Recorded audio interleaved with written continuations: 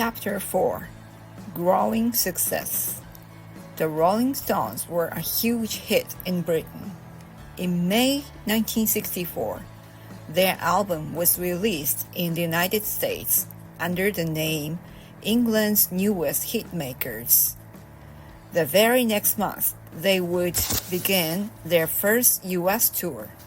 The Stones were excited to come to America, but not all Americans were excited to see them.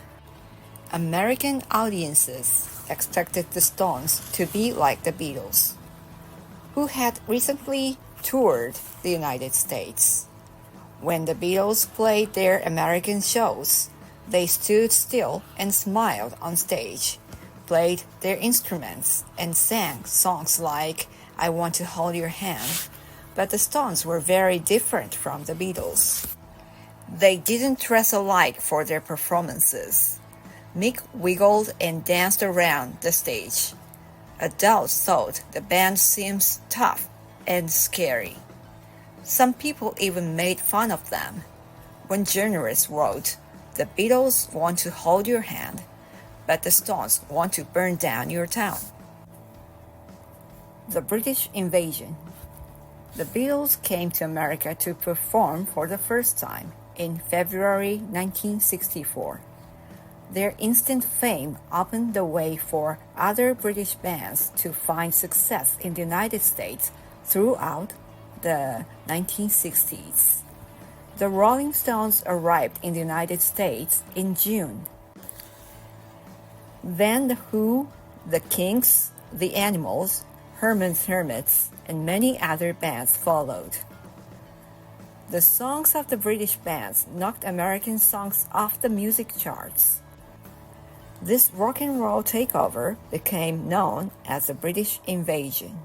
For most of their 15-day tour, the band played to very small audiences.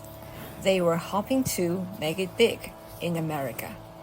But the United States was much larger than England. It had more radio stations and more people to buy records. Becoming famous in America would take more time. The tour was certainly helping.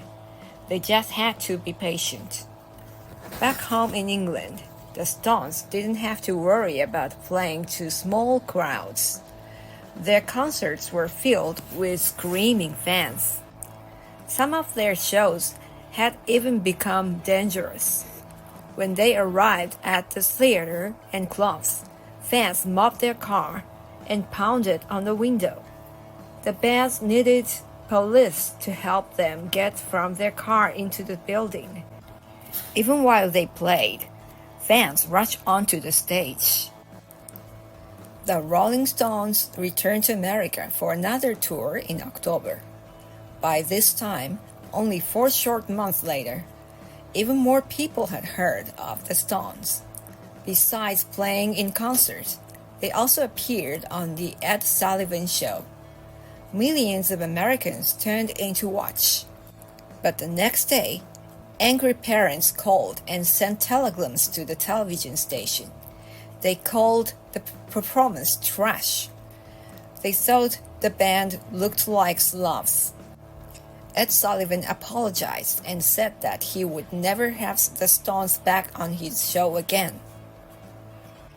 While in the States, the Stones had planned to appear in a concert called TAMI, Teenage Music International, in California.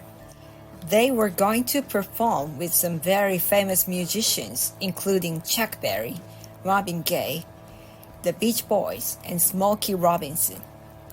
Everyone in the band was nervous to go on stage after the talented soul singer and dancer, James Brown. His live performances were legendary for their energy and showmanship.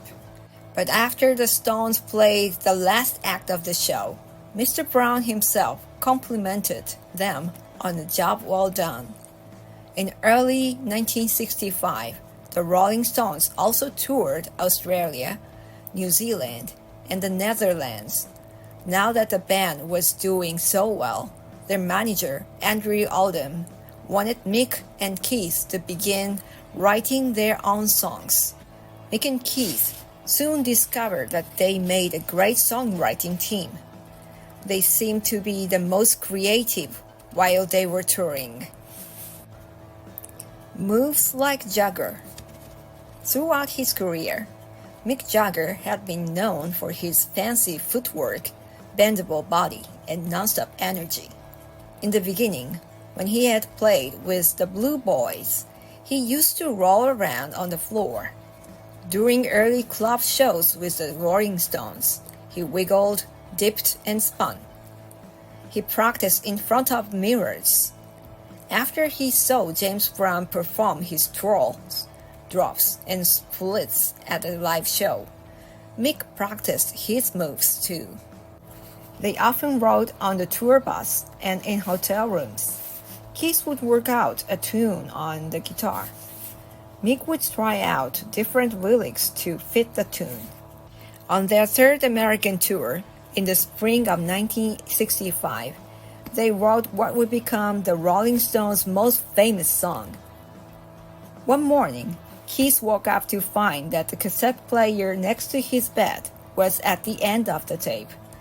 He rewound it and listened. Keith had recorded himself in the middle of the night, playing a short bit of music on his guitar.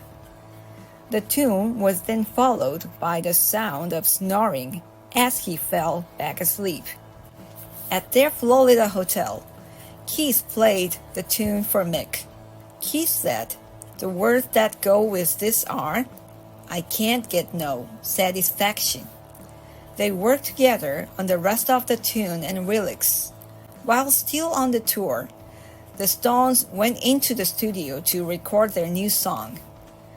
They worked through the night until it was finished.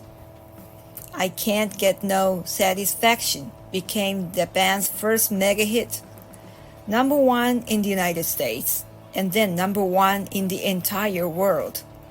The Rolling Stones had conquered America, and they were on the top of music charts around the globe.